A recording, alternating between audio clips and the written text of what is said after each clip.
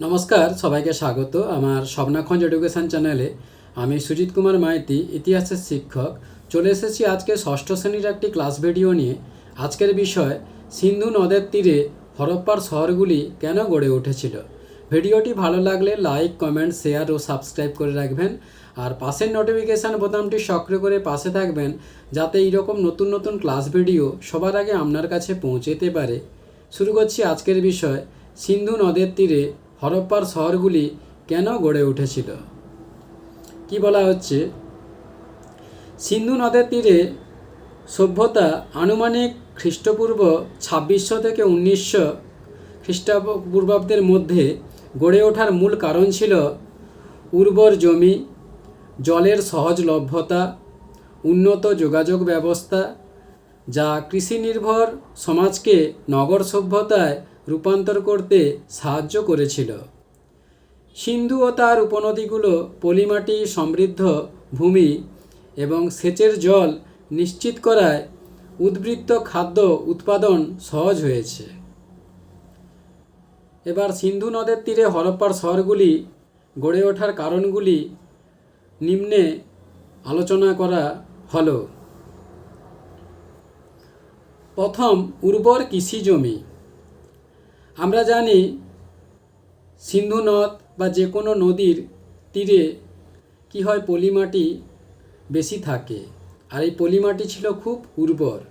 আর এই উর্বর পলিমাটি চাষবাস ও কৃষিকাজে খুবই উপযোগী।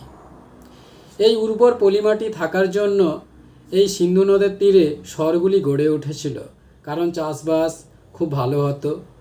এইখানে কি কি চাষ হতো, যেমন গম, বার্লি, কড়াইশুঁটি, সরিষা, তিল ও তুলার মতো ফসল চাষের জন্য আদর্শ ছিল। এর জন্যই সিন্ধু নদের তীরে শহরগুলি গড়ে উঠেছিল। এরপর দ্বিতীয় কারণ, জলের সহজলভ্যতা। সিন্ধু নদের যে জল, সেই জলটা সেচ কৃষিকাজেও যেমন সেচের জন্য ব্যবহার করা হয়, তেমনি মানুষের যে জীবন ধারণ, অর্থাৎ আগেকার দিনে এই নদীর জল পানীয় জল হিসাবে মানুষ খেত। আর কৃষিকাজ আগেই বলেছিলাম, সঙ্গে পশুপালন। কারণ কি, মানুষরা তখন কি ছিল, কৃষিকাজ এবং পশুপালনে সমৃদ্ধ ছিল। এই পশুপালন করার জন্য যে প্রয়োজনীয় যে জল, সেটাও কিন্তু এই নদ থেকে আসতো। এছাড়াও পশুপালনের জন্য যে নিবিড় বনভূমি, সেটাও নদীর ধারে পাওয়া গিয়েছিল। এছাড়াও গৃহস্থালির কাজের জন্য এই যে ঘরবাড়ির বা জীবনের যে যাবতীয় যে কাজকর্মের জন্য যে জলের প্রয়োজন, সেটা আসতো এই সিন্ধু নদের তীর থেকে। এরপর বলা হচ্ছে 3 নম্বর, পরিবহন ও ব্যবসা বাণিজ্য। সিন্ধু নদের যে জল যাতায়াত ব্যবস্থা খুব ভালো ছিল। অর্থাৎ আমরা জানি যে আগেকার দিনে ব্যবসা বাণিজ্য বা যাতায়াত বেশি গড়ে উঠেছিল নদীর জলের মধ্য দিয়ে।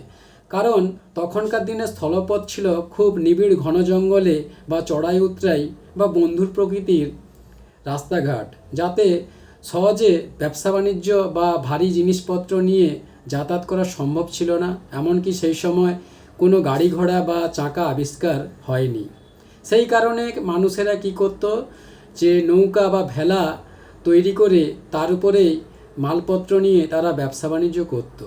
আর জলপথে খুব নিরাপদ ছিল চুরি ডাকাতির ভয় থেকে। আর সহজেই কি হতো, ভেসে চলে যেত অন্য জায়গা থেকে, এক জায়গা থেকে অন্য জায়গায়। এই জন্য যে সহজ ও সস্তা মাধ্যম হিসেবে এই পরিবহন ও ব্যবসা বাণিজ্য খুবই উন্নত ছিল।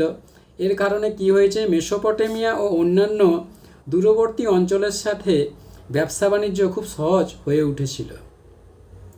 4 নম্বর পয়েন্ট, নির্মাণ সামগ্রী।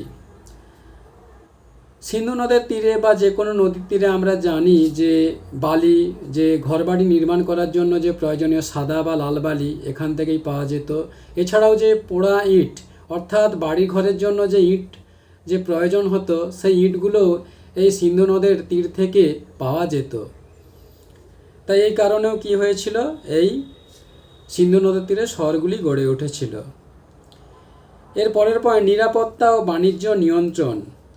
কি বলা আছে, যে প্রশাসনিক নিয়ন্ত্রণ এবং বাণিজ্যের উপর নজরদারি রাখার জন্য কৌশলগতভাবে সুবিধাজনক ছিল। প্রথমেই বলেছিলাম যে নিরাপত্তা বলতে নদীপথে নিরাপত্তা খুব ভালো ছিল, অর্থাৎ স্থলপথের থেকে। কারণ স্থলপথে কি চড়াই উতরাই বন্ধুর প্রকৃতির ভূপ্রকৃতি আর ঘন জঙ্গলে ঢাকা ছিল, চাকা আবিষ্কার হয়নি, যার ফলে যাতায়াতের খুবই অসুবিধা। আর যার ফলে কি নদীপথে সহজেই মালপত্র নিয়ে যাওয়া যেত ভেলায় বা নৌকায় করে। এই জন্য নিরাপত্তা ও বাণিজ্যিক নিয়ন্ত্রণটা খুব সহজ ছিল। এরপর হচ্ছে খাদ্য ও মাছের চাহিদা। আমরা জানি নদীপথ থেকে বা সিন্ধু নদ থেকে যে প্রয়োজনীয় যেমন জল পাওয়া যেত, ঠিক সেই রকম মানুষরা প্রয়োজনীয় খাদ্যের চাহিদা মেটাতো এই নদী থেকে। নদী থেকে কি পাওয়া যায়? আমরা জানি যে মাছ, বিভিন্ন ধরনের মাছ পাওয়া যেত। এই মাছগুলো তাদের খাদ্যের চাহিদা মেটাতো। এছাড়াও প্রয়োজনীয় থেকে অতিরিক্ত মাছগুলো তারা বিক্রি করে দিত, অর্থাৎ ব্যবসা বাণিজ্যের তারা কাজে লাগাতো। এর ফলে কি তাদের অর্থনৈতিক সুবিধা হয়েছিল। এরপর হচ্ছে জলবিদ্যুৎ।